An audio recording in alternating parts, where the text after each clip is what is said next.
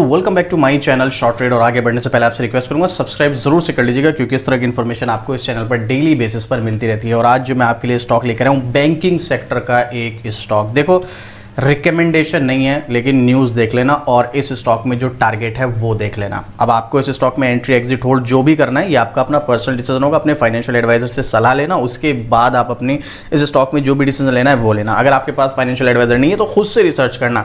नहीं कुछ भी समझ में आ रहा है, कोई भी डाउट रहता है, कोई भी क्वेश्चन आता है, आप मुझे कमेंट करो, डेफिनेटली आपको कमेंट का रिप्लाई मिलेगा। जो भी आपका डाउट होगा वो क्लियर करने की पूरी कोशिश करूंगा। कौन सा स्टॉक है? मैं बात कर रहा हूँ फेडरल बैंक के बारे में। आप देख सकते हो 200 रुपये से भी कम, या मैं कहूँ सीधे तौर पे 250 रुपये का स्टॉक का प्राइस। 6 महीने की परफॉर्मेंस में आप देखोगे 3% की गिरावट है, बट अगर आप हाई से कंपेयर करोगे तो स्टॉक 20% के समथिंग टूट चुका है, जो कि हमें इंडिकेट कर रहा है शॉर्ट टर्म का ट्रेंड। ये तो हो गया 6 महीने। अब जरा पिछले 1 साल की अगर आप परफॉर्मेंस की बात करोगे तो इसने 17% का पॉजिटिव रिटर्न दिया है। और अगेन वही हाई से कंपेयर करो तो वही 20% के समथिंग की गिरावट, जो कि बहुत बड़ी गिरावट नहीं है अगर हम कंपेयर करें मार्केट की गिरावट और जो अदर स्टॉक्स है उनसे कंपेयर करें तो बहुत बड़ी गिरावट नहीं है। और अब इसमें आ रही है एक जबरदस्त न्यूज़। देखो न्यूज़ क्या है, उस न्यूज़ का इंपैक्ट क्या देखने को मिलेगा स्टॉक पर शॉर्ट टर्म में या लॉन्ग टर्म में, उसके बारे में भी डिस्कस करेंगे। और इसका टारगेट क्या रहने वाला है। 175 रुपए के आसपास का, यानी कि 250 का स्टॉक है, और अगला टारगेट इसका क्या रहेगा वो सबसे इंपॉर्टेंट है। तो उसके लिए मैं आपको एक आर्टिकल दिखाऊंगा। लेटेस्ट आर्टिकल है, कोई पुराना नहीं है। लेकिन उससे पहले अगर अभी तक आपने अपना डीमैट अकाउंट ओपन नहीं किया तो इंडिया के टॉप ब्रोकर यानी कि अपस्टॉक्स के साथ आपको मिल रहा है फ्री डीमैट अकाउंट ओपन करने का मौका, जहां पर मिलता है आपको टाटा ग्रुप का भरोसा। लिंक इज इन डिस्क्रिप्शन, जाइएगा, लिंक पर क्लिक कीजिएगा और 5 मिनट के अंदर paperless free demat account open कीजिएगा अपस्टॉक्स के साथ, और अपनी ट्रेडिंग जर्नी आप स्टार्ट कर सकते हैं। लिंक आपको डिस्क्रिप्शन में मिल जाएगा। चलिए एक आर्टिकल की तरफ चलते हैं जिसके बारे में हम बात कर रहे थे, वो है ये मल्टी बैगर पेनी स्टॉक। 23 साल में 1,01,09% का रिटर्न। रेखा झुनझुनवाला के पास इस बैंकिंग स्टॉक पर फिदा एक्सपर्ट्स। कौन सा है भाई ये मल्टी बैगर पेनी स्टॉक? चलो मैं आपको दिखा देता हूं। यहां पर बात हो रही है रेखा झुनझुनवाला के पोर्टफोलियो में शामिल फेडरल बैंक की। देखो आज की डेट में अगर आप देखोगे तो ये पेनी स्टॉक बिल्कुल भी नहीं है, लेकिन यही स्टॉक एक टाइम में पेनी स्टॉक हुआ करता था। देखो बहुत सारे मार्केट में आज की डेट में ऐसे स्टॉक हैं जो आज पेनी है, और हो सकता है अगले 10 साल 20 साल में मल्टी बैगर बन जाए। लेकिन प्रॉब्लम पता क्या है, इन पेनी स्टॉक्स को सेलेक्ट करना ना हर किसी के बस का बात नहीं है।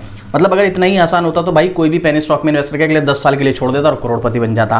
क्योंकि 100 में से 2 ही स्टॉक जो ऑन एन एवरेज होता है, ऐसा नहीं कि 2 ही, मैं एग्जैक्ट बता रहा हूँ, ऑन एन एवरेज की बात हो रही है, 2 से 3 पेनी स्टॉक ही जो है मल्टी बैगर बनते हैं। तो अब आप खुद सोच लो 100 स्टॉक्स में से 2-3 स्टॉक्स कैसे सेलेक्ट हों।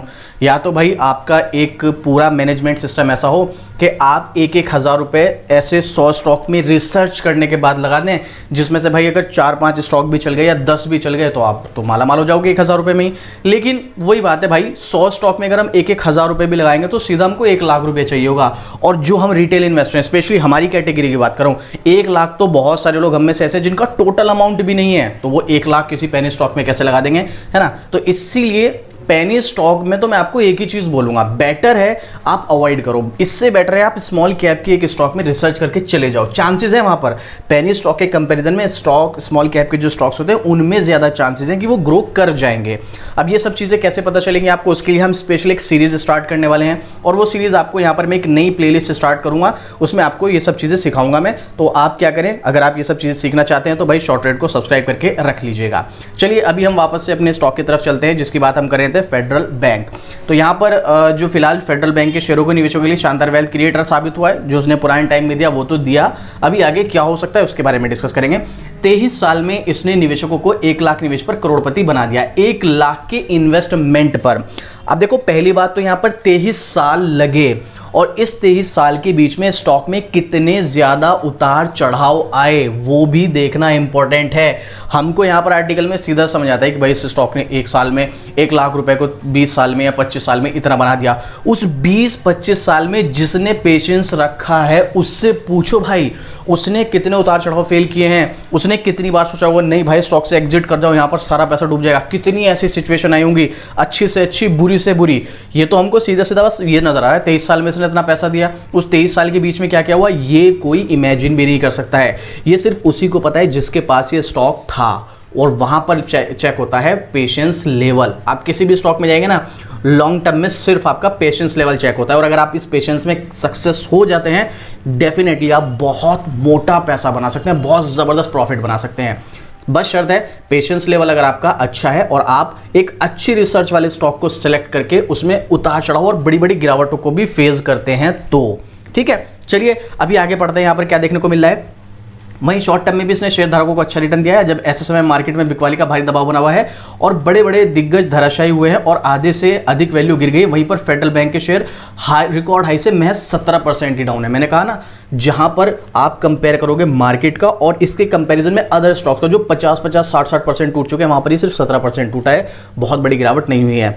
तो यहां पर इस स्टॉक ने शानदार हासिल किया है। रेखा झुंझुनवाला की बात करें तो उनके पोर्टफोलियो में लगभग 3,45,30,060 शेयर हैं, जो कि कंपनी का 1.42% का हिस्सा, यानी कि लगभग 1.5% के आसपास का स्टेक है। इसके लिए स्टॉक क्या क्या साबित हुआ है, यहाँ पर सब कुछ बताया गया है। ये 8 फरवरी 2000, एक मिनट यहाँ पर मैं इसको स्क्रॉल कर देता हूँ, ये देखिएगा यहाँ पर ये रहा फेडरल बैंक साबित हुआ 8 फरवरी 2002 को महज ₹1.60 का मिल रहा था और ये 179, 170, 175 पर चल रहा है। 23 साल में 1 लाख को इसने 1.22 करोड़ बना दिया है। अब यहाँ पर फिलहाल के लिए अगर टारगेट वगैरह की बात करेंगे और डिटेलिंग यहाँ पर शेयर नहीं करेंगे, इस स्टॉक ने क्या क्या दिया है, आगे क्या रुझान है वो देखिएगा। यहाँ पर एग्री लोन में 49%, एसएमई लोन में ये 20% की तेजी के दम पर दिसंबर क्वार्टर में फेडरल बैंक ग्रॉस एडवांसेज सालाना आधार पर 15% बढ़ा है। इस दौरान डिपॉजिट ग्रोथ 11% और कासा CASA जो लोग बैंकिंग सेक्टर में काम करते हैं उनको पता होगा, CASA मतलब करंट अकाउंट और सेविंग अकाउंट, जिसको शॉर्ट फॉर्म में कासा बोलते हैं, CASA। तो कासा में यहाँ पर जो है इसके अकाउंट 10% बढ़ा है और CASA रेशियो 30% रहा। दिसंबर में सालाना आधार पर बैंक का नेट इंटरेस्ट जो इनकम है वो 15% बढ़ चुकी है, जो कि 2431 करोड़ पहुंच गई है। हालांकि तिमाही आधार पर थोड़ा सा यहाँ पर स्थिर बना हुआ है, इसके चीज़ में यहाँ पर बताया गया। तो मतलब अगर सीधे सीधे तौर पर बताएं तो थोड़ा सा ठीक ठाक है, कोई ऐसी प्रॉब्लम वाली बात हमें नज़र नहीं आ रही है। फिर आगे क्या हो सकता है, अगर आगे की बात करें तो जियोजीत BNP ये रहा पारिबास के मुताबिक नए मैनेजमेंट के तहत बैंक का फोकस सस्ते क्वालिटी एसेट्स और लाइबिलिटी मैनेजमेंट पर है। ब्रोकरेज का कहना है कि इससे शॉर्ट टर्म चुनौतियां दिख सकती हैं, शॉर्ट टर्म में प्रॉब्लम आ सकती है और मीडियम टर्म में नेट इंटरेस्ट मार्जिन पर चुनौती दिख सकती है। लेकिन बैंक को भरोसा है कि CASA से बेहतर मैनेजमेंट और लोन स्ट्रक्चर को फ्लोटिंग से फिक्स पर शिफ्ट करने में नेट इंटरेस्ट मार्जिन में सुधार होगा। ब्रोकरेज के मुताबिक वैल्यूएशन अब लॉन्ग टर्म एवरेज पर शिफ्ट हो रहा है, तो ऐसे में इसकी रेटिंग अपग्रेड करके एक्यूमुलेट की गई है और टारगेट प्राइस बदलकर 199 किया गया है, यानी कि 200 रुपये का। अब कुछ लोग बोलेंगे यार 175, 180 रुपये का स्टॉक है, 200 रुपये के लिए क्या ही बाय करें। देखो ये तो अब आपके ऊपर डिपेंड करता है, आप इसको बाय करते हैं या नहीं करते हैं। मैं तो आपके साथ इन्फॉर्मेशन शेयर कर रहा हूँ, लेकिन अगर आप टेक्निकली बेस पर जाएंगे तो क्या नज़र आ रहा है वो भी देख लीजिएगा। उससे पहले एक बार मनी कंट्रोल वेबसाइट पर एक्सपर्ट्स का ओपिनियन और देख लेते हैं। आप नाम पढ़ लीजिएगा यहाँ पर फेडरल बैंक, थोड़ा सा स्क्रॉल करेंगे, यहां पर देखेंगे आप 33 एनालिस्ट अगले 1 साल के हिसाब से क्या रिकमेंड कर रहे हैं इस स्टॉक में, वो देखिएगा। 33 एनालिस्ट में 61% एनालिस्ट ने तो बोला है कि आप इस स्टॉक में एंट्री ले लो, अगले 1 साल में स्टॉक में तेजी आने वाली है। अब आप देख लो 33 में से 61%, 24% आउटर परफॉर्मेंस बता रहे हैं, 12% होल्ड, सिर्फ 3% एनालिस्ट ऐसे हैं जिन्होंने बोला है कि भाई स्टॉक से एग्जिट हो जाओ, स्टॉक में गिरावट होगी।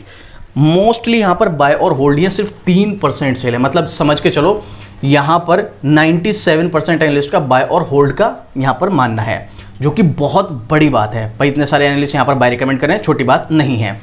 पब्लिक में अगर आप आओगे तो पब्लिक का ओपिनियन 100% हमें बाइंग देखने को मिल रहा है और इसका लेटेस्ट टारगेट वैसे 199 दिया गया है, ये अभी का है 12 मार्च का ही। इससे पहले फैब में किसी ब्रोकर ने 226 रुपये का भी इसका टारगेट वगैरह दिया था, वो मैंने एक वीडियो में शेयर भी किया था।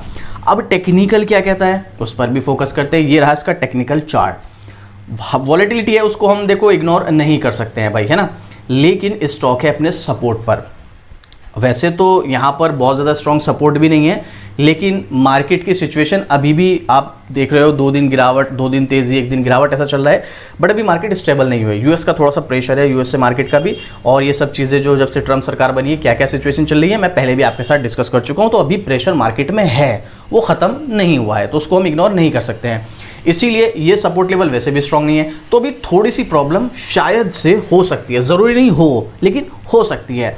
क्योंकि अभी कुछ एक्सपर्ट्स का ऐसा मानना है कि मार्केट अभी थोड़ा और नीचे जाने की सिचुएशन बन सकती है। अब बनेगी नहीं बनेगी वो तो एक अलग बात है। पिछले 5 महीने से मार्केट की क्या हालत है आप लोग जानते हैं, जो लोग मार्केट में काम करते हैं। तो ऐसे में अगर आप इस स्टॉक में जाना चाहते हैं तो बाय ऑन डिप के थ्रू आप लॉन्ग टर्म में इस स्टॉक में जा सकते हैं, क्योंकि लॉन्ग टर्म में तो अच्छा रिटर्न देगा। और अगर मान लो शॉर्ट टर्म में स्टॉक में थोड़ी प्रॉब्लम भी आती है तो डेफिनेटली हमें उम्मीद है थोड़े टाइम बाद जैसी मार्केट में सिचुएशन ठीक होगी, पर्टिकुलर स्टॉक्स ठीक कंडीशन में जाएंगे, बैंकिंग सेक्टर ठीक कंडीशन में जाएगा, तो ये भी रिकवर करेगा और वहां पर आपको एवरेज करने का मौका मिलेगा। तो इसीलिए लॉन्ग टर्म के लिए कोई प्रॉब्लम मेरे अकॉर्डिंग तो नहीं होने वाली। और ये मेरा पर्सनल ओपिनियन है, हो सकता है मैं यहाँ पर गलत हूँ, हो सकता है स्टॉक यहीं पर सपोर्ट ले ले, लेकिन जरूरी नहीं भी है। तो यहाँ पर थोड़ा सा रिस्क जो है वो बढ़ जाता है, तो वो रिस्क आपके ऊपर डिपेंड करता है। आप इतना रिस्क ले सकते हो तो स्टॉक में एंट्री लेने का अच्छा मौका है, और अगर आप रिस्क नहीं ले सकते हो तो देखो जब तक मार्केट स्टेबल नहीं हो जाती तो फिर आपको मार्केट में किसी भी स्टॉक में नहीं जाना चाहिए। अब आपको क्या लगता है इस स्टॉक के बारे में, आपका क्या ओपिनियन है, और आप इस स्टॉक के बारे में कोई डाउट, कोई क्वेश्चन, कुछ भी ऐसे माइंड में चल रहा है तो आप मुझे कमेंट करना। आपको डेफिनेटली आपके हर कमेंट का रिप्लाई मिलेगा और पूरी कोशिश करूंगा आपकी प्रॉब्लम सॉल्व कर सकूं। और बाकी इस तरह की डेली अपडेट के लिए शॉर्ट ट्रेड को सब्सक्राइब भी कर लेना। तो चलिए मिलते हैं फिर से इसी तरीके की और जबरदस्त जानकारी के साथ। जय हिंद।